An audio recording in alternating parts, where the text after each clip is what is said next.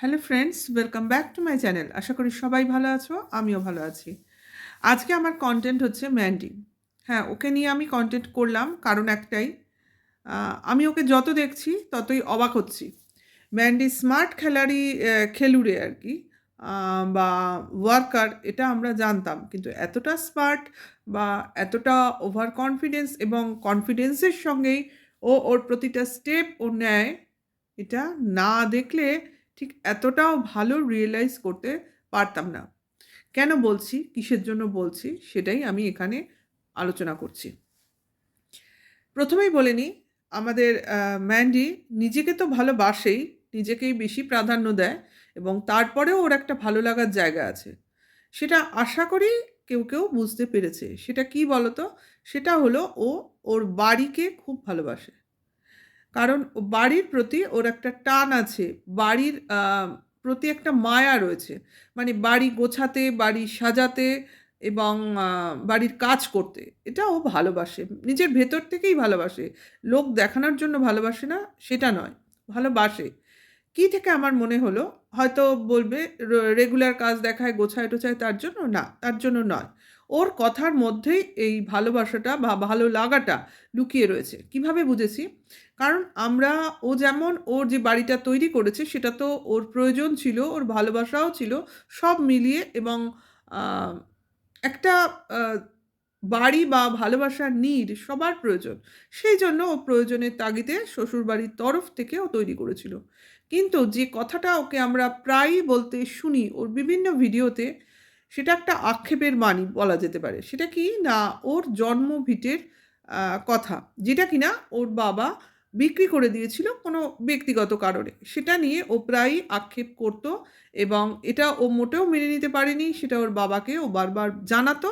এবং আমরা ওর ভিউয়ার্স যেহেতু, ওর ফ্যামিলির অংশ যেহেতু, সেহেতু আমাদেরও এগুলো বারবার বারংবার এবং রিসেন্টলিও ও বারবার বলেছে যে ওই বাড়িটা ওর বাবা বিক্রি করে দিয়েছে, তার জন্য ভীষণভাবে কষ্টে ছিল। তাই পরবর্তীকালে এটাও ও বলেছে যে ওর বাবা একটা বাড়ি বানিয়েছিল, যেটা ওর বাবা থাকতো, আমরা এখন যেটা দেখছি মন্দিরা ভবন নামে পরিচিত, সেই বাড়িটা ওর বাবা বানিয়েছিল। সেই বাড়ির প্রতি ওর যে একটা টান রয়েছে সেটা এখন সবার কাছেই পরিষ্কার। কারণ ও বাড়ি ভালোবাসে একটা, মানে তার জন্যই ও বলল বাড়ি কোনো দিনই ও বিক্রি করবে না, এমনকি ও ভাড়াও দেবে না যদি খুব প্রয়োজন না হয়। মানে টাকা পয়সা টানাটানি না হয়। কারণ ও বাড়ি ভালোবাসে, বাড়ি সাজাবে, বাড়ি নতুন করে গুছিয়ে তুলবে। মানে এই কাজটা নিয়েই ও এখন পরবর্তী আহ, ভবিষ্যতের কয়েকটা দিন এনগেজ থাকবে। এইটাও ভালোবাসা থেকে করছে। হ্যাঁ, এইখানেই প্রশ্ন, শুধুই কি ভালোবাসা? না, শুধু ভালোবাসা নয়, এটাও একটা কন্টেন্ট। নিশ্চয়ই যারা ডেইলি ব্লগার তারা কন্টেন্টের খোঁজ করবেই। এবং আমাদের ম্যান্ডি যে তার জীবনের প্রতিটা মুহূর্তটা আমাদের সবারই জানা, যে ম্যান্ডি তার সূক্ষ্ম থেকে সূক্ষ্মতর অনুভূতি, যেটা বিক্রি করলে প্রচুর রেভিনিউ আসবে, প্রচুর লোক খাবে, প্রচুর লোক পরবর্তী কন্টেন্টের অপেক্ষা করবে, অর্থাৎ কিউরিওসিটি জাগাবে, সেই রকম কন্টেন্টই এই উপস্থাপনা করে। এবং আমাদের ভিউজ, আমরাও উৎসুকের সঙ্গে ওর ভিডিও দেখি এবং ওর মতো ইনকাম করে যায়। আজকালকার ভিডিওগুলো ওর দেখলেই বোঝা যাবে ভিউজও কোনোখানেই কম হয়নি, একটা অ্যাভারেজ ভিউজ হচ্ছিল, কিন্তু আবার ওর পুরনো ভিউজটা ফিরে পাচ্ছে। কারণ আমরা মানে ওর ফ্যামিলি মেম্বার যারা আছে, সাবস্ক্রাইবাররা, ভিউয়ার্সরা, তারা কিন্তু এই রকমই ওকে দেখতে চেয়েছিল। মাঝখানে যেটা তৈরি হয়েছিল বা ঘটেছিল, সেটা একটা বিশাল বড় একটা, কি বলবো, হেলদোল মাচিয়ে দিয়েছিল গোটা ওয়াইটিতে। সেটার থেকেও একটা বিশাল বড় ইনকাম এসছে, সেটাও আমরা জানি। আবার এখন এই সময়েও আসবে। ভগবান ওর সহায়, কিছু করার নেই। দেখো, ওর কন্টেন্টের অভাব হয় না, একটার পর একটা কন্টেন্ট চলেই আসে। নাহলে বাবার এই সময় মৃত্যু ঘটলো। আরও তো ওর বাবা অনেক দিন ধরেই ভুগছিলেন, আরও কয়েকদিন বাঁচতে পারতেন, কিন্তু উনি বাঁচলেন না। যে কারণেই হোক, তার এইটুকুই সময় ছিল, এইটুকুই তার বাঁচার জন্য ধার্য করা হয়েছিল ভগবানের হাতে, তার কপালে এইটুকুই ছিল, সেটাই আমরা ধরে নেব। কিন্তু এটাও কি ম্যান্ডির পক্ষে কোইন্সিডেন্ট নয়? এই মুহূর্তে এই রকম একটা টার্নিং পয়েন্ট ও ডিজার্ভ করলো, এবং এটাকেও ও পুরো দমে ও ইউজ করলো, কন্টেন্ট বানালো, এবং ডে টু ডে চলছে, day to day revenue income, day to day content. দেখো, ও ডেইলি ব্লগার, দোষ ওর এখানে আমরা কোনোভাবেই দিতে পারবো না, কারণ ও ডেইলি লাইফ দেখাচ্ছে, এবং এমনই কন্টেন্ট যা লোক দেখবে এবং ওর পক্ষেই যাবে।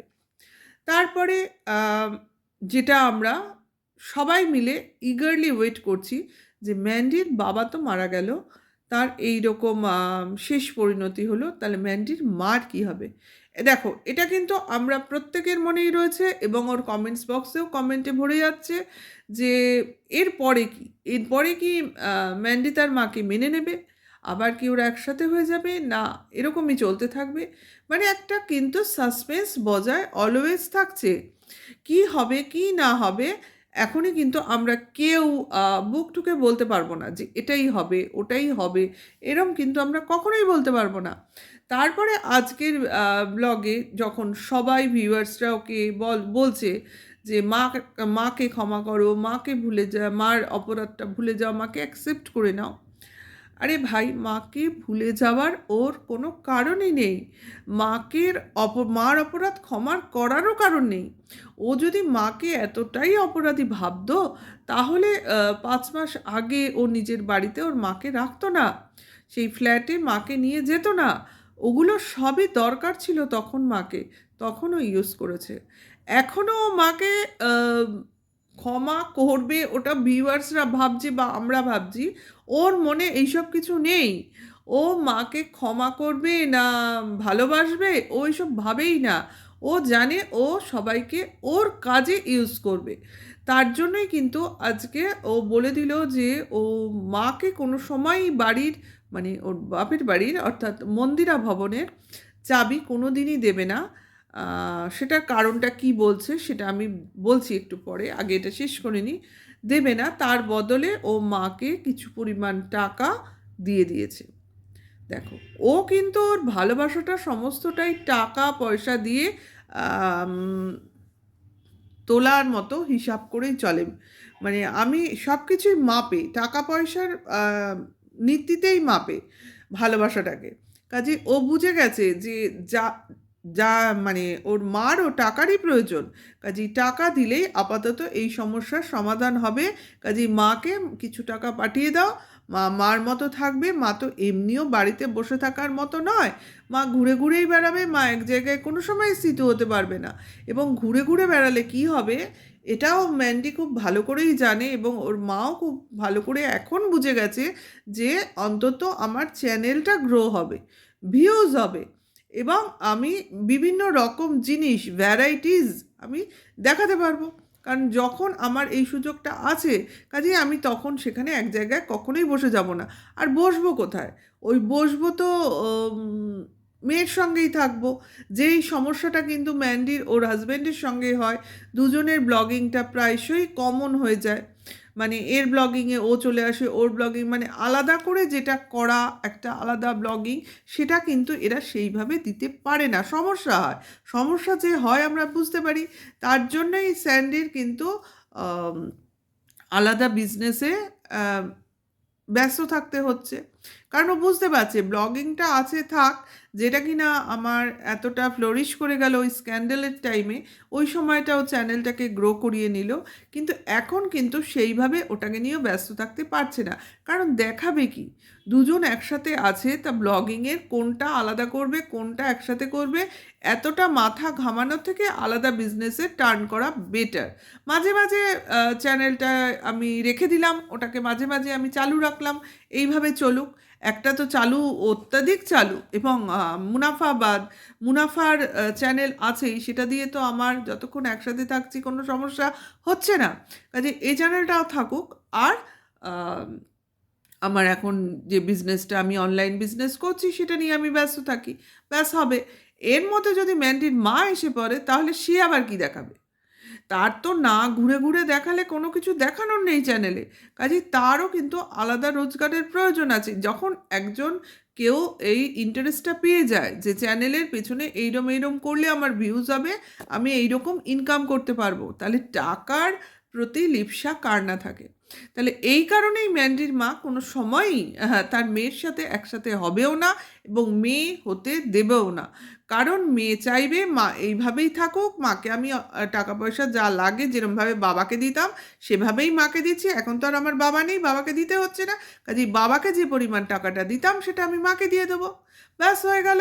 কাজেই মাও খুশ, আমিও খুশ, আমি আমার মতো রইলাম, আর মাকে আমি আমার হাতে রাখলাম, মানে টাকা দিয়ে হাতে রাখলাম। এইবার যখন আমার প্রয়োজন তখন আমি ডেকে নেব, মানে যখন আমার, এখন তো আমার ভিউজ ঠিকঠাক আছে, কাজে আমার এখন ওটা থাক, মানে ওটা এখন লাভে বাড়ুক, ওই জায়গাটা আমি রেখে দিই, তাতে আমার ভিউজটা লং লাস্টিং হবে। যখন দেখব আমাকে কেউ দেখছে না, মানে আমার দেখছে না তো হবে না, কারণ আমি তো একটা না একটা কিছু চালিয়েই যাব। লং লাইফ ব্যাপার, যতদিন আমি বাঁচবো আমার মাথা দিয়ে এই রকম ধরনের জিনিস, প্রোডাক্টের উৎপত্তি হতেই থাকবে। যখন আমার প্রয়োজন হবে, যখন আমার এইবার মাকে প্রয়োজন, তখন আমি মাকে ডেকে নিতে পারবো, আবার ভিউজটা লাপ লাপ দিয়ে বাড়বে। আবার দরকার মতো মা যদি সেরকম সুস্থ থাকে, ঘুরে ঘুরে বেড়াবার অবস্থায় থাকে, তাহলে আবার মাকে আমি তাড়িয়ে দেবো। এই রকমই হচ্ছে পলিসি। এটা হলো ইউটিউবারদের মাথা থেকে বেরোনো একটা পলিসি। এইটা নিয়ে আমাদের কারোরই দুঃখ পাওয়ার কোনো কারণ নেই। এইটা এদের খেলা, এটা এরা খেলবে।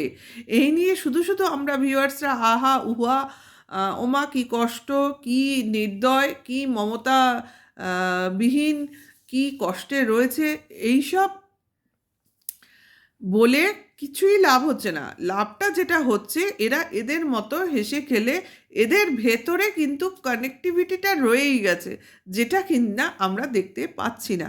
কানেকশান অবশ্যই আছে, কানেকশান আছে, মানে স্বার্থের কানেকশান অবশ্যই থাকতে হবে। আর যেটা বলছিলাম, এই মন্দিরা ভবন, এটাকে তো এখন সাজাতেই হবে, আমার আগামী দিনের কন্টেন্ট। এটাকে সাজাবো, এটাকে নিয়ে কদিন ব্যস্ত থাকবো, আর আমরাও আছি, কিছু ভিউয়ার্স, অবশ্যই কিছু কেন, বেশ কিছু সংখ্যক ভিউয়ার্স ওটার পেছনে পড়ে থাকবো এবং এগুলো দেখতে থাকবো। দেখতে কার না ভালো লাগে। অন্তত ডেইলি ব্লগ যদি সুন্দর হয়, কালারফুল হয় এবং কিছুটা সমস্যা সংকুল হয়, আমাদের সবারই দেখতে ভালো লাগে।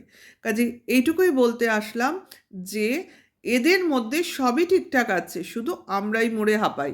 হাঁপাবার কিছু নেই। এরা বলে না, আমে দুধে মিলে যায়, আর আটি আমরা আঁদারে চলে যাব, ওটা বলে কোনো লাভ নেই, বুঝলে না? এরা মা মেয়ে বাবা, স্বামী মেয়ে, শ্বশুর শাশুড়ি, এরা সবই মিলিত কম্প্যাক্ট। এরা কখনোই কন্টেন্টের বাইরে কিছু ভাবে না, কোনো সময় কোনো রকম অসুবিধায় সেভাবে পড়ে না, কারণ এরা নিজেদের বিক্রি করতে পারে। তাহলে এইটুকুই রাখলাম, আবার আসছি অন্য সময় অন্য একটা নতুন ভিডিওর সঙ্গে। আমার সঙ্গে থেকো, আমার চ্যানেলকে সাপোর্ট করো, আর ভালো লাগলে লাইক কমেন্ট শেয়ার করে দিও। Tata, by.